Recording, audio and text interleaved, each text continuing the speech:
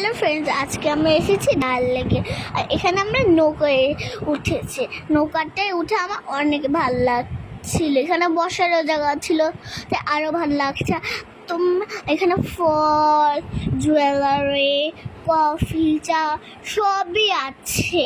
তোমরা কি না কিনতে চাও সব তোমরা কিনতে পারবে নৌকা থেকে। আর আমি আবার একটু দুইটা নৌকা হচ্ছে কি আমাদের পাশেই ছিল। বাবার আবার একটু চা খাচ্ছিল। এখানে চা, আইসক্রিম, কফি সবই ছিল। বাবার এখন চা কিনছে, খাবে। বাবাদের একটু চা খেতে ইচ্ছা করতেছিল, তো তাই বাবার একটু চা খাচ্ছিল। ফ্রেন্ডস, আমাদের নৌকা দুইদের নৌকা পাশাপাশি ছিল।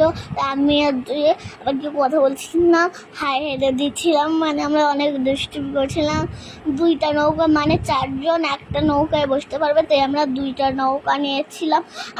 তোমাদের ওইখানে পার্কিং করাটা হালকা জায়গা আছে, তাই তোমরা করতে পারবে। আর ডাল লেকে আমরা বনে থাকবো, সেই ভিডিওটাও তোমরা খুব শীঘ্রই পেয়ে যাবে। তার জন্যও কিন্তু অবশ্যই আমাকে লাইক করবো, শেয়ার দিব, নাহলে কিন্তু আর দিব না। এটা খুব বলবো। সো ফ্রেন্ডস, এখন জুয়েলারির নৌকা চলে এসেছে, কিন্তু আমরা কিছু কিনিনি, কারণ আমরা কিছু কিনাও লাগবে না। তখন আমি দেখছিলাম, মানে দামটা জিজ্ঞেস করছিলাম।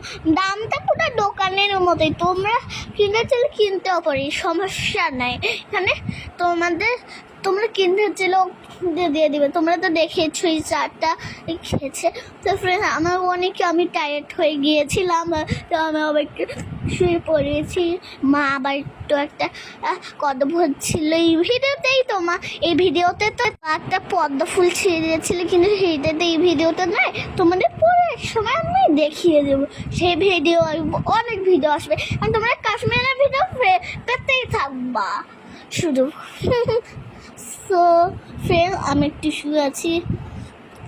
আর দেখো ফ্রেন্ড, আমাদের নৌকাতে এখন একটু চলছে।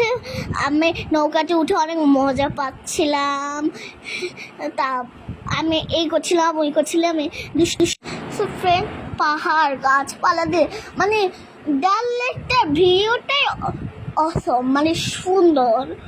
তোমাকে অবশ্যই এখানে আসবে, তাহলে অনেক সুন্দর ভিউ দেখতে পাবে। আর তোমার তো কাশ্মীর আর দিল্লিতে আসবে, কিন্তু দিল্লিতে না তোমরা ঠান্ডার সময় আসবা, কারণ দিল্লিতে অনেক গরম। প্লিজ, ঠিক আছে? না প্লিজ বলবো না, মানে মজা করেছি আমি।